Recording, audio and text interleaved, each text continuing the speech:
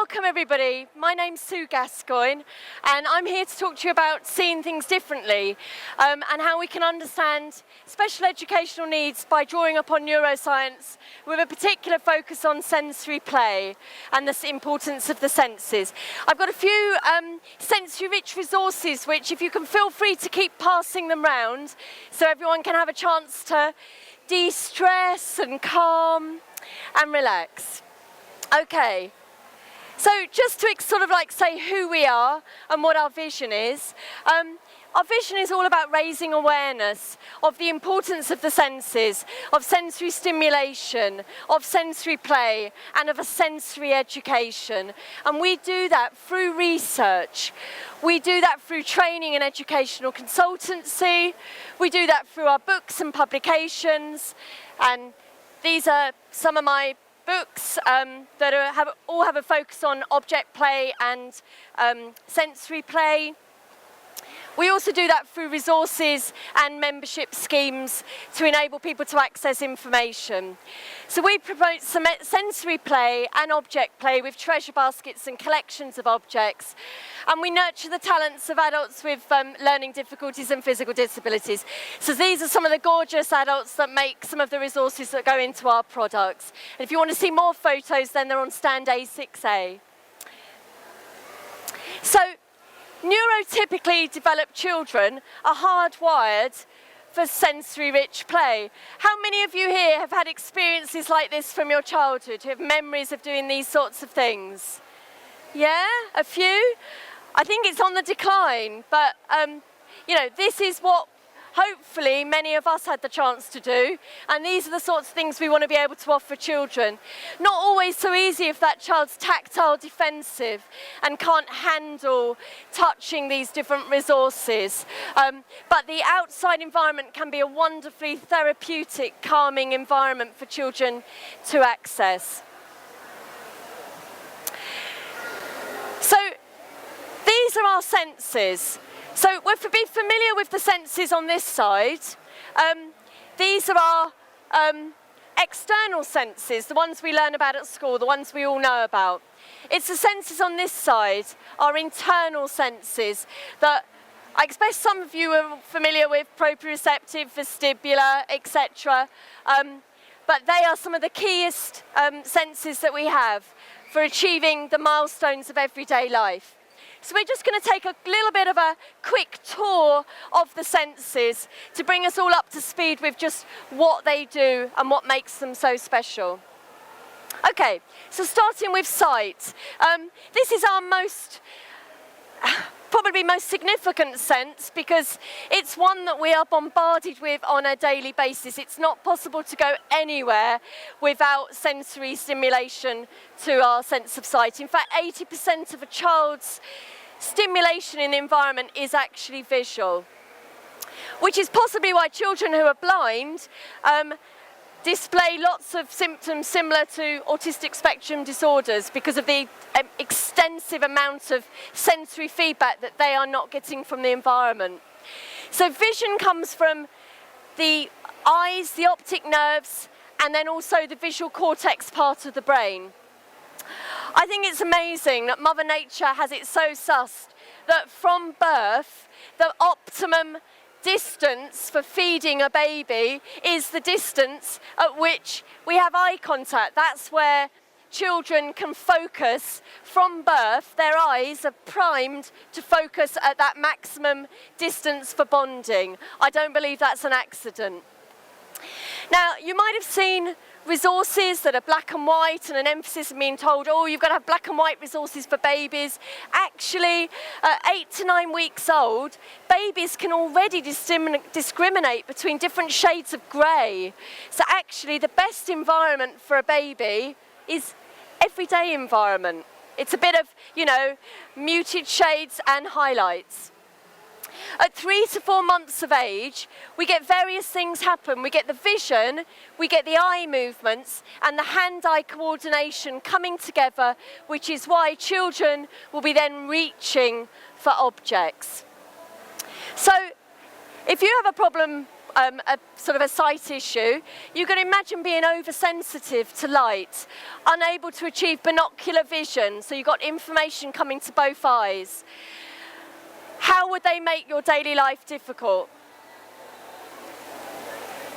So let's move on to hearing. From birth, infant sense of hearing is closely linked to survival. So we know this, when a baby is startled, what does it do? It does the Moro reflex. Newborns prefer the noises and the voices that they heard in the womb. This means that we know that not only can they hear in the womb, but they have a memory, a uterine memory. So babies are not just babies, they are such sophisticated sensory beings. Now, many auditory memories have actually been lost to modern conveniences. How many households cook every day? How many households have a wash day where we get the sounds that we would have had in previous generations? So this one's not difficult to imagine here. Imagine being in an environment where there are so many noises, like here. So many different noises that you can't differentiate, where you can't concentrate, where it hurts. Feels a bit like that at the moment.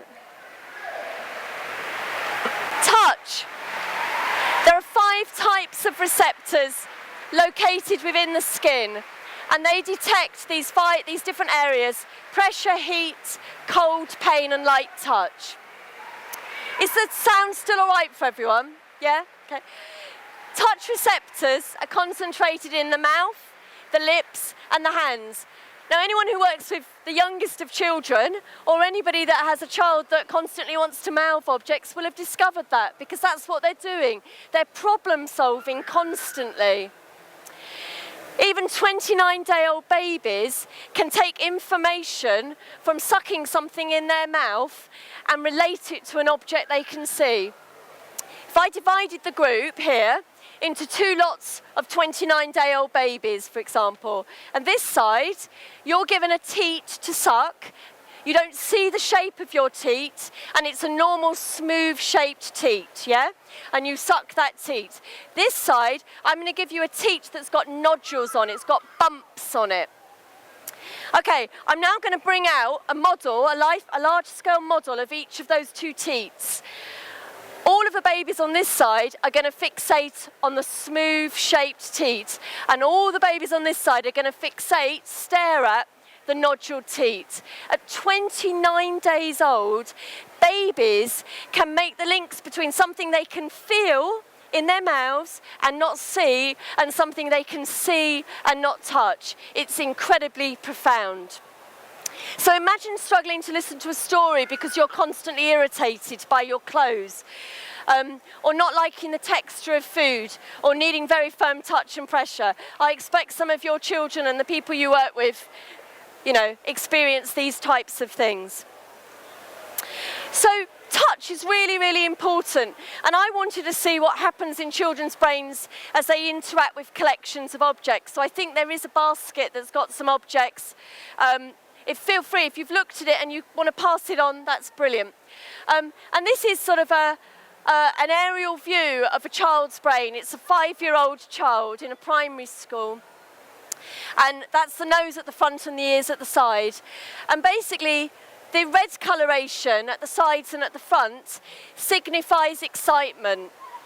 I don't know if you can imagine when they experienced the excitement, what they were doing. But the excitement was when they were discovering those objects in that basket. It was when they were finding, oh, there's a metal spoon, oh, there's a wooden spoon. It was that sense of excitement. And the blue signifies concentration. And the concentration occurred when that child had moved into their own imaginary world, and they started to use the objects to mix up an imaginary meal, and that's when they were absorbed in concentration. So that's just a snippet of what it looks like in a child's brain whilst they're playing with objects. So let's go back to those inner senses with the horrible names, but so important. Because that proprioceptive sense, the kinesthetic and the vestibular sense, they are the senses to which we thank for any of those milestones of rolling, crawling, walking, running, standing. All of those depend upon those senses. So a child that's fidgeting, if you have a child that's fidgeting, they may have a poorly developed sense of spatial awareness. And what they might therefore need to do is constantly be touching things. And that's why lots of the resources that I've developed actually involve lots of ribbons for children to fiddle with them. So there's the sense organs. I've said about fidgeting. So imagine having to move constantly to gain spatial awareness, of constantly being distracted or even hurt by the feeling of everything that you touch. Okay, so children at the heart are sensory beings. Over 80% of the nervous system is actually dedicated to deal with sensory processing. So if you've got a sensory processing issue, that's, you can see how big an effect that might have on your life. All learning in the brain ultimately stems from the senses. It absolutely affects every aspect of everyday life. It makes even the simplest of actions difficult. So it's a bit like trying to build a house and the foundations keep slipping. And of course, lots of children and adults with sensory processing issues might find noise difficult for them one day, and the next day they want lots and lots of noise. So it isn't a level playing field, it does change. Now, interestingly, sensory processing difficulties actually account for a large proportion of the symptoms of people on the autistic spectrum. And that's great news because we can do stuff about sensory processing issues. It's never too late. So sensory stimulation is important because it makes connections in the brain, helps develop and enhance memory, supports learning and gives a multisensory focus, encourages problem solving, and there's lots of health and well-being benefits, which I'm not going to go into, but real advantages of children and adults accessing green spaces and areas of water. Okay. So here's our typical autistic spectrum behaviours. I'm so pleased to see that the triad of impairments has been extended finally to include sensory, because it is such an important element of what makes somebody autistic. So we've got those 4 elements that no doubt you're all very familiar with. And what's the specifics? We've got lack of eye contact, repetitive behaviour, communication difficulties, orientated behaviours, needing to sort of hug the perimeters of a room, various coping mechanisms or stims, and the literal interpretation and lack of imagination. So as I said, it wasn't always part of the triad of impairments, but we see there is really, really strong evidence for just how important the sensory element is of autistic spectrum disorders. So I said there are similarities between children with visual impairments and those with autism, rocking and perimeter hugging of rooms. Sudden and complete deprivation of sensory stimulation results in autistic-like tendencies. The issue of mirror neurons I shall come back to, because that's a very contentious area, but this whole idea of being able to interact with other people and empathise and understand. And many autistic individuals, like Temple Grandin, cite the abnormal perception as a result of sensory processing difficulties was their main problem. Not the autism, but the sensory processing part of it. So, is it a sensory dysfunction? Well, 81% of those with autism reported visual perception issues, 87% hearing issues, 77% tactile issues, 30% taste, 56% smell. The striking difference is how people on the autistic spectrum respond to sensory input. Is it an overreaction or an underreaction? And that can change on a daily or hourly basis. So let's look at where sensory processing problems stem from. It's either the sense organs where the sensory information is received, so your eyes or your ears or wherever, your skin. It's the brain where the information is processed. There's no point of seeing something if that information doesn't go anywhere. And it's the passage of information within the brain, within the body, between the brain and the body. All of those and any of those can impact. So, here are some typical sensory processing problems. Lack of habituation. If I'm lucky, if I put a top on and it's got an itchy label in it, if I persevere, I might get used to that. Some children, as I'm sure many of you know, it might be 3 days before that itchiness stops, and that's when we're trying to wash the clothes and start itchiness all over again. Lack of gatekeepers. That basically means in an environment like now, you could not concentrate on what I'm saying, and I could not concentrate on what I'm doing because I simply cannot zone out of everything else that's happening. Over or under stimulation. Who knows a child that's absolutely focused on detail, who's walked to school or somewhere, is obsessed about cracks in pavements and the detail? Children love detail. Mono-channel. We don't need to say to somebody, look at me whilst I'm talking to you, because some people can't look and listen at the same time. And lack of integration. We live in a multi-sensory world. There's no, you can't survive by just focusing on one sense at a time. They all need to go together. So, what does neuroscience tell us then? Well, it actually tells us that in people on the autistic spectrum, information may actually be processed differently within the brain. It might actually be processed within different parts of the brain. So in the frontal lobe part. In the frontal lobe, it's got really tight connections and too few long distance links. And that actually impacts on how the information is processed. In a way, it dampens creativity. If you've got long distance links, then everything's stored in your brain and the memories. Information has a chance to go via all of those. If you literally have no distance between, you get what you put in, you get out. If you see what I mean, it does cramp creativity and imagination. So people with sensory processing issues may be over-responsive or under-responsive. It's actually true. There is the existence of the male and the female brain. So the difficulty empathizing one is obviously the male brain. The drive to identify and respond to agents' mental states. And then the positive side of that is the systemizing. The male brain is a real focus on systemizing, gadgets, all of those side of things. The female side, less problems empathizing, more problems with systems. Okay, so I mentioned mirror neurons before.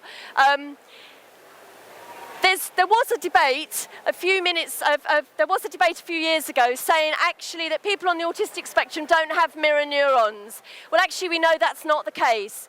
They do.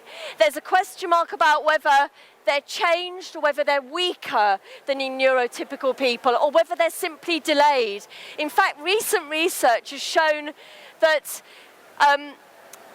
mirror neuron activity improves with age. So whereas neurotypical people, their mirror neurons worsen, autistic people are suddenly going to be thriving and much more empathetic than those neurotypical groups. People with autism imitate or detect hand movements more slowly than others, potentially, but it might be due to locking down and controlling what they're focusing on. So what can you do?